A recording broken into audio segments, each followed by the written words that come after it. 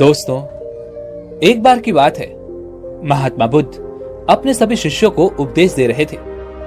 वे कह रहे थे कि मन ही सभी कर्मों का प्रधान है। मन ही सोच है, मन ही विचार है, मन ही शरीर है, मन ही पाप और मन ही पुण्य है। मन ही परम शक्ति तक पहुंचने का मार्ग है और मन ही शैतान तक पहुंचने का मार्ग है। मन ही सुख है, मन ही दुख है, मन ही वैराग्य है और मन ही वासना और दया भी है। मन ही क्रूरता और मन ही अस्तित्व भी है। हमारा मन ही करने और करवाने वाला है। मन की इच्छा शक्ति दृढ़ संकल्प है। मन ही डर और मन ही कमजोरी है। महात्मा बुद्ध का यह उपदेश वहां पर उपस्थित हर एक शिष्य बड़ी ही ध्यानपूर्वक सुन रहा था। उन्हीं शिष्यों में से एक शिष्य ऐसा भी था जो हमेशा बहुत शांत रहता था। वह हमेशा अपनी साधना में ही लगा रहता था। वह बहुत कम बोलता और ध्यान करता। उसे किसी से कोई मतलब नहीं था। वह केवल अपने कामों से ही मतलब रखता था। तभी वह शिष्य महात्मा बुद्ध से कहता है, हे बुद्ध, यदि मन को शांत करना हो तो हमें क्या करना चाहिए? मन को साधने का सबसे आसान तरीका क्या है? इस पर महात्मा बुद्ध ने बड़ी विनम्रता से अपने शिष्य के इस प्रश्न का उत्तर देते हुए कहा, शांत हो जाओ, चुप हो जाओ। क्योंकि जो व्यक्ति चुप रहता है, केवल बाहर से नहीं बल्कि भीतर से भी उसके मन की सारी हलचल समाप्त हो जाती है। उसका मन एक निर्मल पानी की तरह हो जाता है और वह उसके आर पार बड़ी सरलता से देख सकता है, उसे समझ सकता है। ऐसा व्यक्ति ही मन को पहचान सकता है और जो व्यक्ति मन को पहचान लेता है वह मन को साध भी सकता है। महात्मा बुद्ध की इस बात को लेकर लोगों की अलग अलग विचार है, लोगों की अलग अलग विचारधाराएं हैं। महात्मा बुद्ध का यह उपदेश सुनकर वहां पर उपस्थित सभी भिक्षुगण उस भिक्षु का अपमान करने लगे, उसका मजाक उड़ाने लगे। वे कह रहे थे, भाई तुम तो हमेशा ही शांत रहते हो, तुम तो हमेशा ही चुप रहते हो, तुम्हें तो हमसे कोई मतलब नहीं होता, तो तुमने अपने मन को क्यों नहीं साध लिया? लगता है कि तुम अपने मन को पहचान ही नहीं पाए। यही कारण है कि तुम अपने मन को देख नहीं पा रहे हो। कहीं ऐसा तो नहीं कि तुमने अपने मन पर विजय प्राप्त कर ली है? एक भिक्षु ने तो उस भिक्षु से कहा, भाई आखिर तुम क्या जानते हो अपने मन के बारे में? हमें भी तो बताओ, क्या तुम्हारा मन तुम्हारे नियंत्रण में है? उन सभी भिक्षु गणों की यह बात सुनकर वह भिक्षु कुछ न कह सका। वह बिल्कुल शांत रहा। उसे इस बात का एहसास हुआ कि वह भले ही शांत रहता है, चुप रहता है और केवल अपने कामों से मतलब रखता है, लेकिन फिर भी वह अब भी उतना ही अज्ञानी है जितना कि बाकी सभी भिक्षुगण, क्योंकि उसके पास उन सभी भिक्षुगणों के किसी भी प्रश्न का कोई उत्तर नहीं था। और इसी कारणवश उस भिक्षु को अपनी अज्ञानता का बोध हो रहा था। अपनी अज्ञानता के बारे में जानकर उसे बड़ा दुख हुआ, जिस कारण उसके मन में ये सारे विचार चलने लगे थे। वह इन्हीं सभी प्रश्नों के बारे में सोचता हुआ एक मार्ग से होकर गुजर रहा था। उसका पूरा ध्यान केवल अपने विचार पर था। अचानक तभी सामने से एक घुड़सवार आ रहा था और उस घुड़सवार ने भिक्षु पर ध्यान नहीं दिया और वह भिक्षु घोड़े की चपेट में आकर घायल होकर गिर गया। जमीन पर गिरते ही उस भिक्षु को अत्यधिक क्रोध आ गया। वह खड़े होकर उस घुड़सवार को अपशब्द कहने लगा, उसे तरह तरह की बातें सुनाने लगा। यहां तक कि वह भिक्षु उस घुड़सवार को थप्पड़ तक लगाने जा रहा था कि तभी अचानक उसे यह एहसास हुआ कि वह एक भिक्षु है और यह उसके धर्म के विरुद्ध है। अचानक उसे ऐसा लगने लगा कि मैं ये क्या करने जा रहा था, यह तो मेरी मर्यादा के विपरीत है। वह यह सोचने लगा कि मैंने ये कैसे कर दिया, यह मुझसे कैसे हो गया।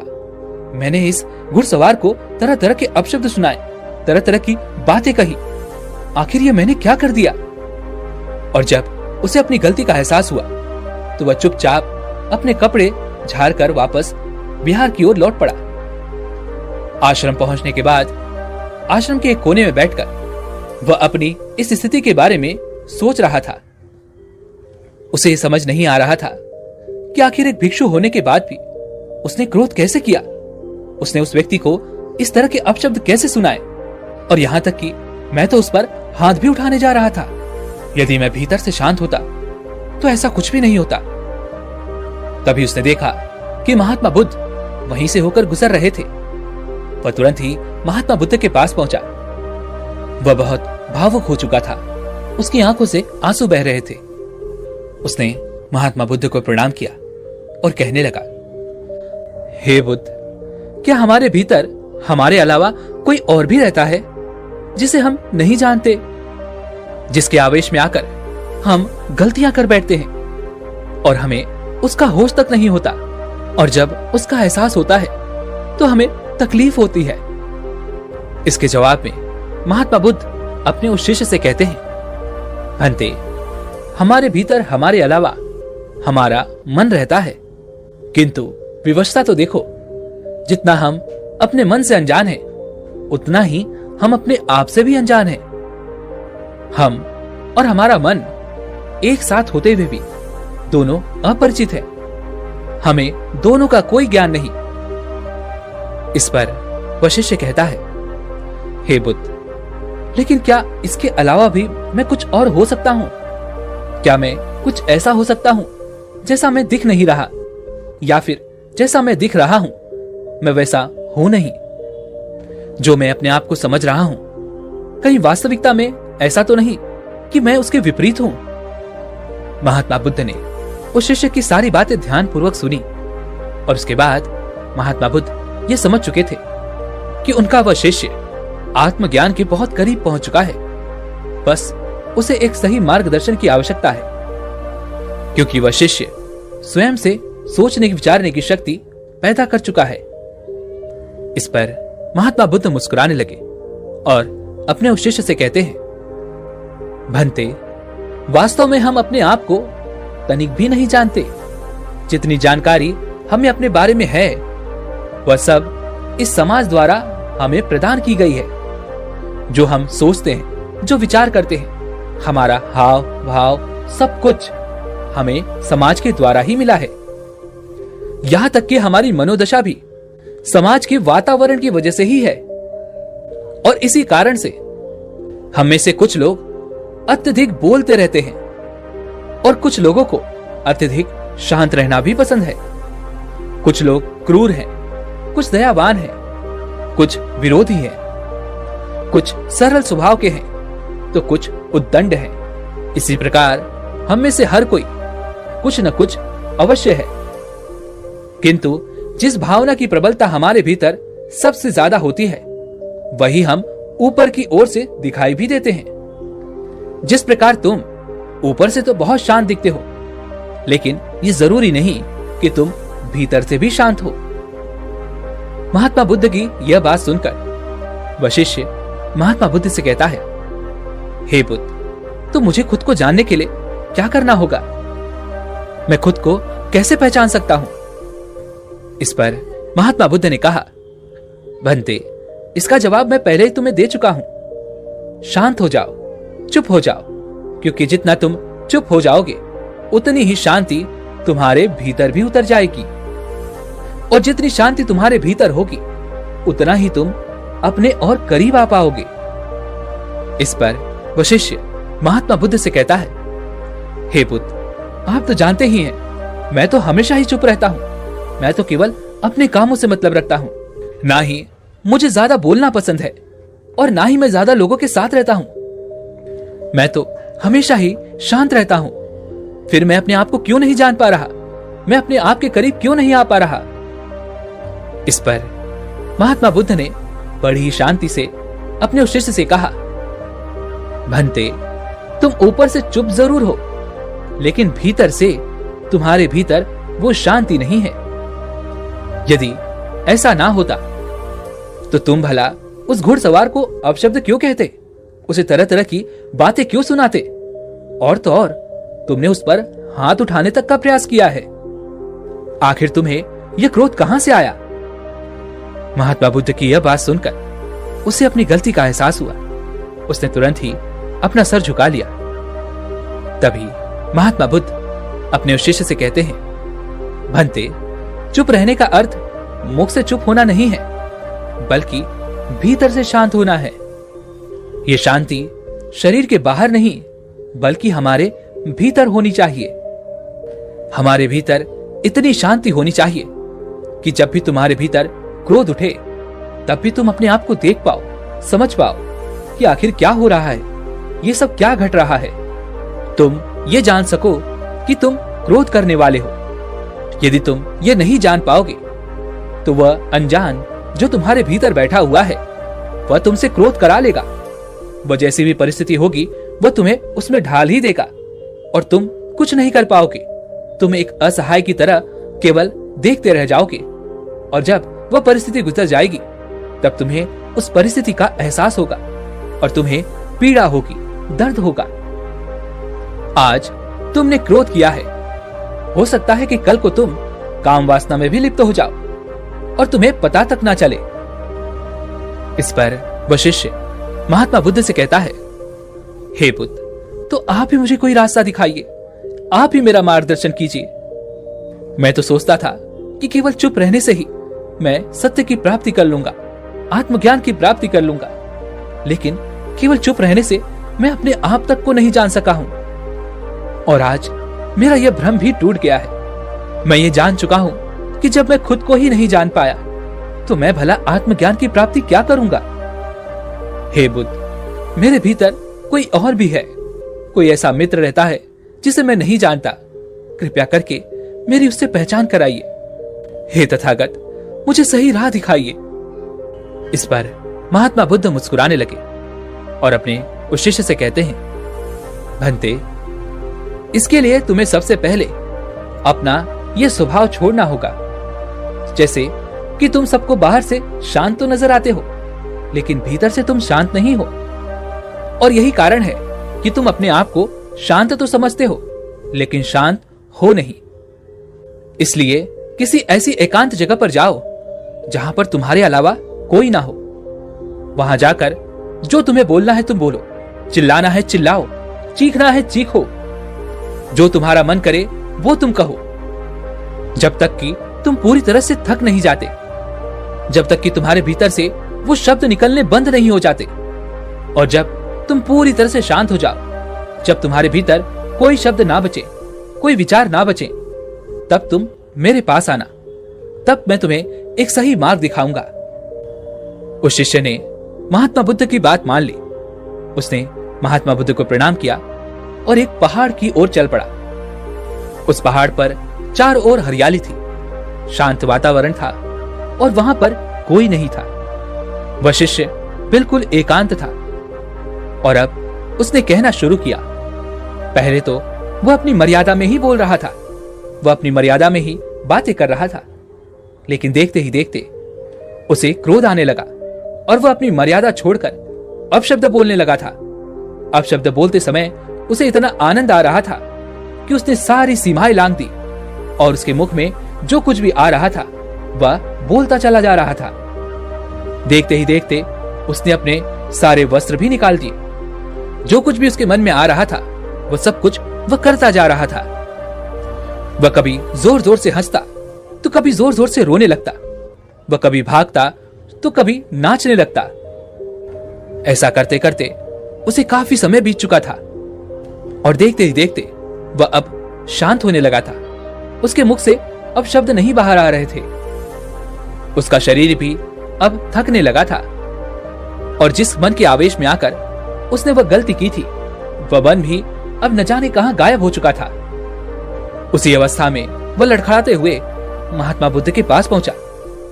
महात्मा बुद्ध ने जब अपने शिष्य को इस अवस्था में देखा तो वे बड़े प्रसन्न हुए। उन्होंने अपने उस शिष्य को आश्रम के बाहर हरी घास पर लेटा दिया, जहां चारों तरफ हरियाली थी, चारों तरफ ठंडी ठंडी हवाएं बह रही थी। ऊपर चांद निकलने वाला था और तारे टिमटिमा रहे थे। वह शिष्य इससे पहले कि यह पूछ पाता कि यह सब क्या हो रहा है, महात्मा बुद्ध ने उस शिष्य से कहा, भंते, कुछ मत पूछो, बस शांत होकर इस नजारे का लुत्फ उठाओ।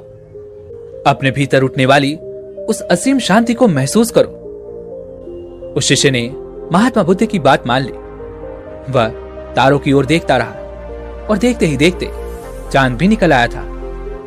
उसने अपने भीतर असीम शांति महसूस की। भीतर एक ऐसी चुप्पी थी जो कुछ बोलने के लिए तैयार ही नहीं थी। वह घंटों तक यूं ही उस घास पर पड़ा रहा और नजारों का लुत्फ उठाता रहा। वह अपने भीतर उस शांति को महसूस करता रहा। सब कुछ देखने के बाद वह उठा और वह महात्मा बुद्ध के पास पहुंचा। उसने महात्मा बुद्ध से कहा, हे बुद्ध, मैंने आज तक इतनी शांति महसूस नहीं की है। आज मैं बहुत अच्छा महसूस कर रहा हूं। मैं बहुत हल्का महसूस कर रहा हूं। लगता है जैसे आज मुझे एक नया जीवन मिला है, जैसे मेरे भीतर भी मैं ही हूं। किंतु हे बुद्ध, मैं अब भी अपने आप से अनजान हूं। मैं अब तक अपने आप को नहीं जान पाया। इस पर महात्मा बुद्ध ने कहा, भंते, यदि तुम्हारी नजरें समुद्र की लहरों पर होगी तो तुम्हें हलचल ही नजर आएगी, और जो लहरों में फंस गया वह समुद्र की गहराई तक कभी जा ही नहीं पाएगा। वह समुद्र की भीतर की उस शांति का अनुभव कभी कर ही नहीं पाएगा। अभी अभी तो तुम्हारे ऊपर की बहती हुई लहरें शांत हुई हैं, जो समुद्र के ऊपर दिखाई देती हैं। अभी तो तुम्हें भीतर गहराई में उतरना होगा। अपने मन के विचारों के उन बादलों को हटाकर अपने मन की गहराई में उतर जाओ। शांत हो जाओ, चुप हो जाओ। जितना तुम चुप रहोगे, विचार उतनी जल्दी आकर चले जाएंगे और तुम अपने आप को पहचान पाओगे। और जितना तुम अपने विचारों से लड़ने का प्रयास करोगे, उतना ही ये विचार तुम्हें परेशान करेंगे और तुम्हें उलझा कर रखेंगे। ध्यान से देखने का प्रयास करो।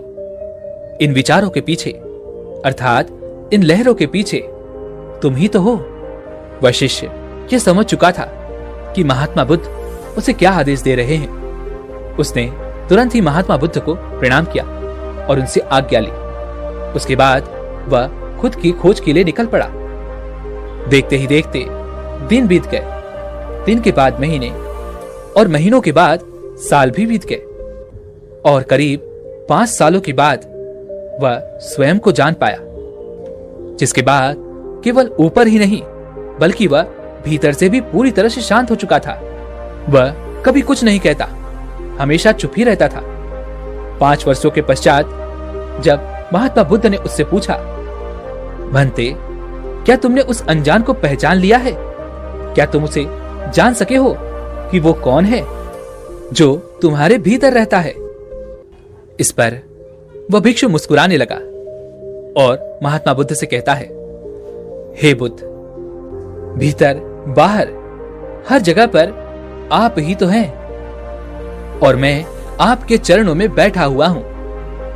यह सुन महात्मा बुद्ध ने उसे चेतावनी देते हुए कहा, भंते, वह मैं नहीं हूं, वह तो तुम्हारा मन है जिसके चरणों में तुम बैठे हुए हो।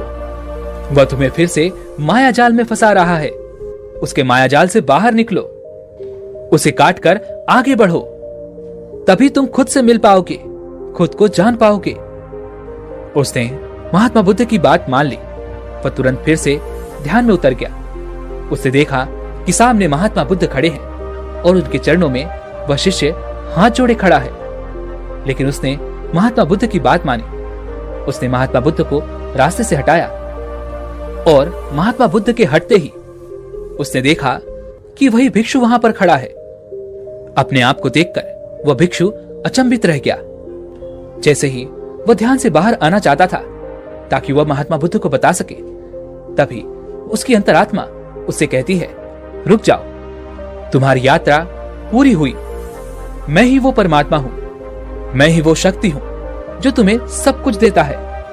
मैं ही वो हूं जो सबको सब कुछ देता है और मैं तुम्हें भी कुछ देने ही आया हूं। मैं आज तुमसे बहुत प्रसन्न हूं और मैं तुम्हारे भीतर ही रहता हूं। तभी अचानक उसे महात्मा बुद्ध की आवाज सुनाई दी। महात्मा बुद्ध कह रहे थे, भंते, यहां मत रुकना, आगे बढ़ो। उसने महात्मा बुद्ध की बात फिर मानी। उसने अपने आप को मार्ग से हटाया और वह आगे की ओर बढ़ा। जैसे ही उसने अपने प्रतिबिंब अर्थात उस दूसरे भिक्षु को हाथ लगाया, वह भिक्षु पूरी तरह से पानी में मिल गया और अचानक चारों तरफ शांति छा गई। चारों तरफ अंधेरा छा गया। सब कुछ पूरी तरह से शांत हो गया, क्योंकि उस भिक्षु ने आत्मज्ञान की प्राप्ति कर ली थी। और जब ऐसा हुआ तब वह भिक्षु अपने अंतर में ही रह गया। उसे बाहर आने की इच्छा तक नहीं हुई। वह भिक्षु उस शांति को अनुभव कर रहा था, उस असीम शांति का आनंद ले रहा था। तभी अचानक महात्मा बुद्ध उसे उस शांति से बाहर की ओर लाए। बाहर आने के बाद अब उसके मन में कोई प्रश्न नहीं रह गया था, ना ही कोई जवाब। उसके पास कहने के लिए कुछ नहीं था। वह तो बस शांत हो चुका था, चुप हो चुका था। उसे अब किसी और चीज को समझने की कोई आवश्यकता नहीं रह गई थी, क्योंकि वह खुद को जान चुका था। उसने आत्मज्ञान की प्राप्ति कर ली थी। लेकिन यहां पर समझने वाली बात यह है कि जब उसे महात्मा बुद्ध ने बाहर लाया तो वास्तविकता में वो महात्मा बुद्ध नहीं थे, बल्कि वह खुद ही था जो उसे भीतर की ओर से बाहर लाया था। दोस्तों, उम्मीद है कि आपको आज की ये वीडियो जरूर पसंद आई होगी। तो इस वीडियो को लाइक और अपने दोस्तों के साथ